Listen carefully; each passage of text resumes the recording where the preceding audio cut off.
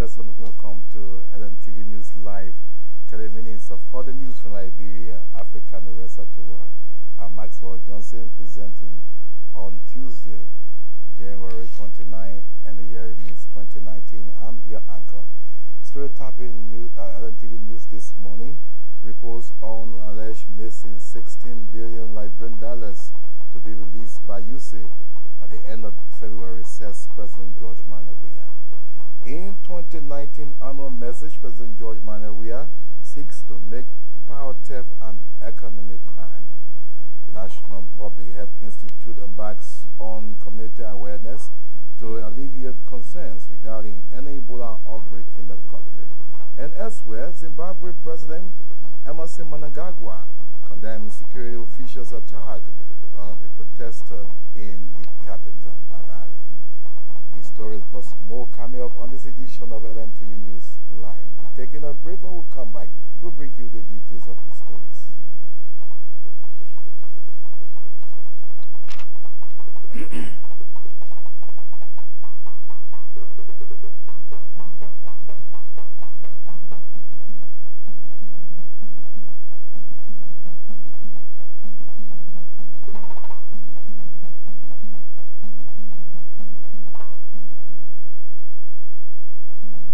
Welcome back to LNTV News Live. We now take our first story. Income generation at the Liberia Electricity Corporation remains a major challenge due to illegal connections. Illegal connections also hinder the functions of the LEC in providing electricity to citizens who are struggling to get connected on its power grid. This situation often leads to citizens' protests in several communities to grab government's attention in finding a remedy to such problem. As part of his State of the Nation address Monday, President George Manawia frowned on the practice of illegal connections.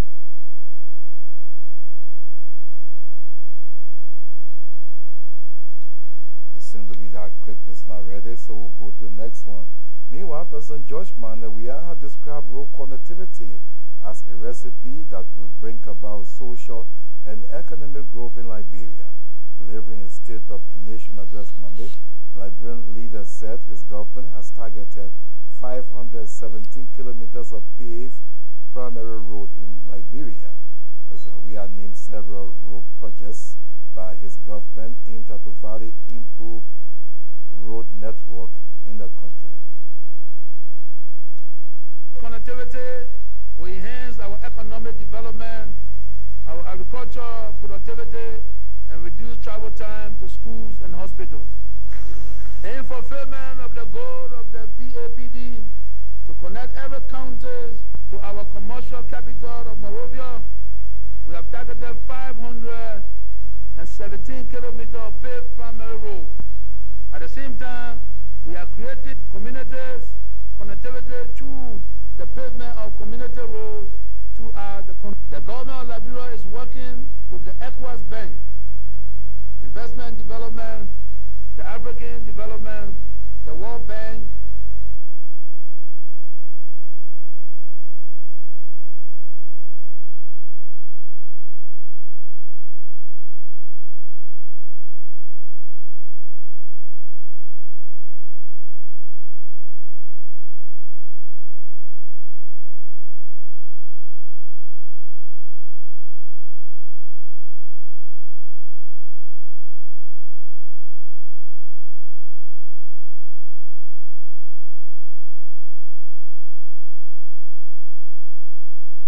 Trust Fund.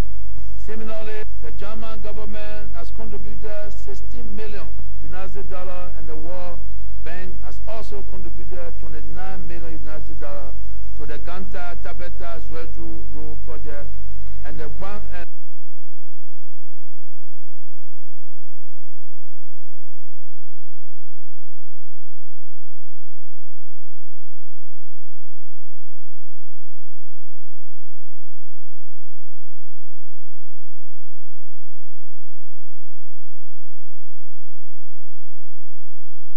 Ongoing Banga to Salahi Road corridor to be extended to Bonjima via Punia.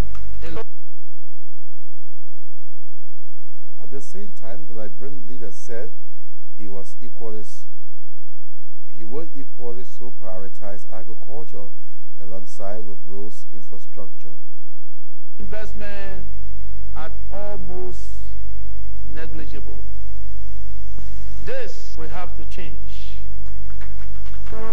Just as I'm doing with the roads, I will directly get involved in the programs and practical implementation of agriculture development. The sector accounts for more than 70% of household earnings. Therefore, our pro-poor agenda for prosperity and development can only be sustainably achieved through agriculture. We will craft new practical and realistic agriculture policy, incentivize the sector by providing access to credit, reducing tariffs on agriculture implements, and provide small machines, modern seeds, and fertilizers. As I said before, Liberia is open for business. Under this administration, the private sector will be prioritized. With the passage of the new special economic zone law, we will create non-stop shop business zone for the private sector. The Liberian chief executive also said government took several new measures to transform and sustain the education sector of the country. President Weah praised Liberia's development partners for the support towards the development of the education sector of the country. He made the disclosure Monday in his State of the Nation address. Government, through the Ministry of Education, first they carried out a review process that included evaluations of the existing legal and administrative framework, nationwide visit to all schools throughout the country, and the hosting of the National Stakeholder Summit. As a result of this process, several activities were implemented in the bid to enhance efficiency in the education sector. These activities include completion of the curriculum revision for early grades to high school. The new curriculum places emphasis on skill delivery, early career pathway, and addressing deficiency in literacy and numeracy. Payroll cleaning exercise which netted saving of $2 million as of November 2018.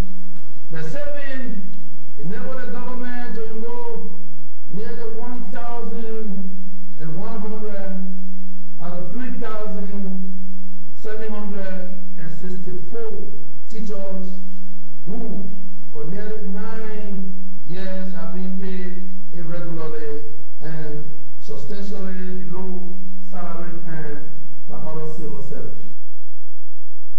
Liberian Chief Executive yesterday delivering his second State of the Nation address at the capital. The Central Bank of Liberia is concluding arrangements on the use of existing monetary policies to ensure a vibrant macroeconomic environment. To achieve such objective, the CBI is introducing a standing deficit credit and interest bills to stabilize Liberia's macroeconomic system. The disclosure was made by President George Weah when he delivered his second State of the Nation address. Seems to be that clip is not ready. We'll move to the next one. Following the discovery of the Ebola virus in a bat in Nimba County, the Ministry of Health, the National Public Health Institute of Liberia, NPHIL, and partners have kicked off a series of committee engagements and consultative meetings to clarify information concerning the discovery and allay fear of an outbreak in the country. Implemented by Crusader for Peace, a community engagement and consultative meeting are targeting key sectors of society, including the media, civil society organizations, among others. Jab Davis attended an engagement with civil society organizations at the Monrovia City Hall over the weekend and has this report. Seems to be that we're experiencing some technical problem. Okay. The Liberia Business Association and the Chamber of Commerce, in collaboration with the Ministry of Commerce and Industry, on Saturday hosted the January edition of the Street Sale event that brought together several local entrepreneurs to showcase and sell their products. Speaking at the event, efforts by government to limit the importation of products that are being locally produced by Liberians.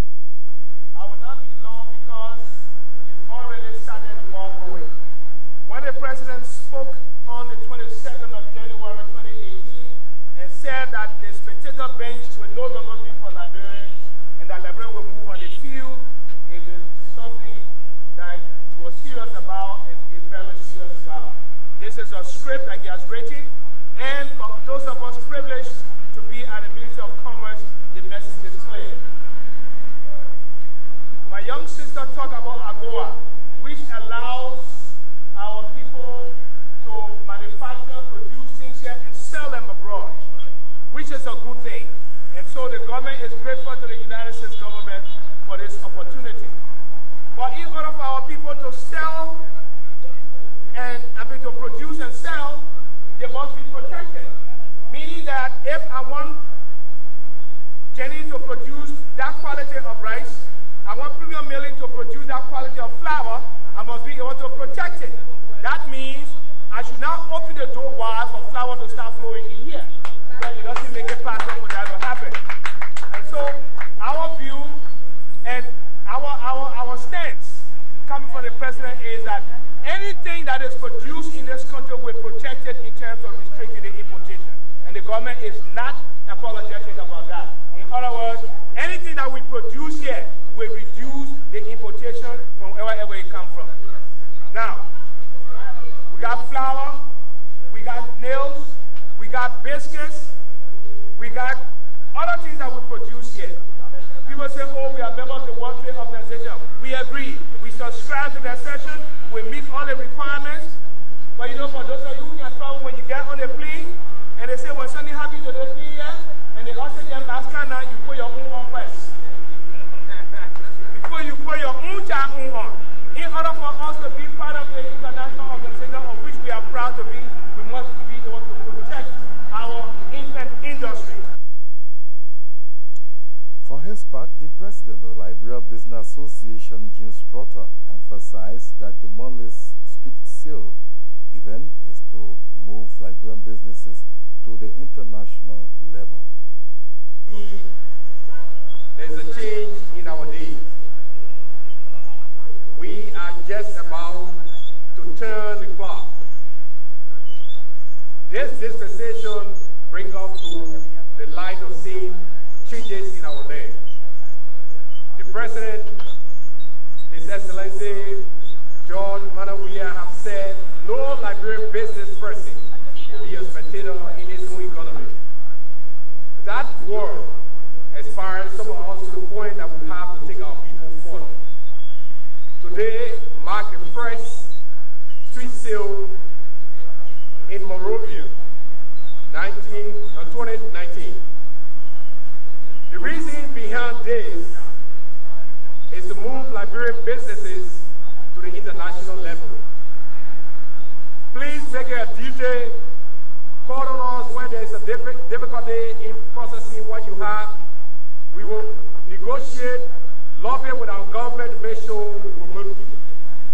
We want to see Liberian businesses going sky high. In our dispensation, we want to make sure we set a legacy that during our term, during the term of President Weah, Liberian businesses move somewhere. Let me say something. President Weah is the author of this book, and we are the characters within the story. We will make sure everywhere that you place something to do or function, doing better. Ladies and gentlemen, businessmen and women, welcome to the show. Enjoy yourself. Indeed, if you just join us, a reminder in LNTV News Live, 30 minutes of interesting developments on Liberia and the rest of the world. I'm your anchor, Maxwell Johnson. Story tapping LNTV News Live this morning. We post on alleged missing $16 billion Liberian dollars to be released by UC by the end of February, says President George Manawia. In the 2019 annual message, President Weah seeks to make power theft an economic crime. National Public Health Institute embarks on community awareness to alleviate concerns regarding any Ebola outbreak in the country. Another home front, Zimbabwe President Emerson Mnangagwa condemned security officials' attack on a protester in the capital, Harare. We're taking a break. We'll come back. We'll bring you more news.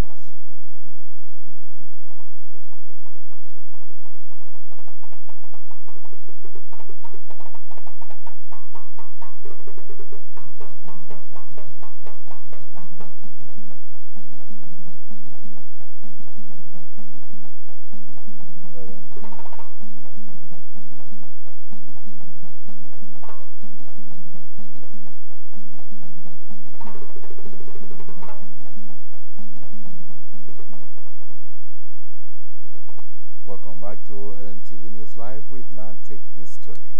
Gulakonan District Education Officer in Grand Cape County, Momo Atopaka, has alarmed over the deplorable learning, including lack of chairs for school-going kids in the area. Recently, the Ministry of Education disclosed plans to supply chairs to schools across the country to find remedy to kids sitting on the floors. Speaking to LNTV interview, Mr. Parker also named the lack of qualified teachers in the district. Shortage of teachers in our school system. 2 benches, shortage of benches, chairs in our school system. And even some of our school buildings are not in good shape. Like the students. How many teachers you have in the district? All this, I want you to throw light on all the issues that you have. Okay, teachers, we have about 70 government employed teachers. Then we have about 80 volunteers. The volunteer teachers are doing well together with the PTA chairpersons. Community, they are doing well because they are making collective money so that they can keep these volunteers in order for them to teach their children. So they are doing well. So you tell me that all these 80 teachers are not on payroll? They are not on payroll. They are just. How many teachers in the district are on payroll? That's what I said earlier. I said there are about 70 of them. The other 80s are volunteers. We need 3 teachers in our school system, 2 benches or chairs in our school system. You telling me your students are on the ground sitting on the Right now, if you visit the school there, you will see that some students are sitting on the floor. Some of them carry their own chairs. Then even myself, the bike I have to monitor these schools, the bike is down. It's down. So I want for government. Are you getting any supply for the government, like material, school, just other things?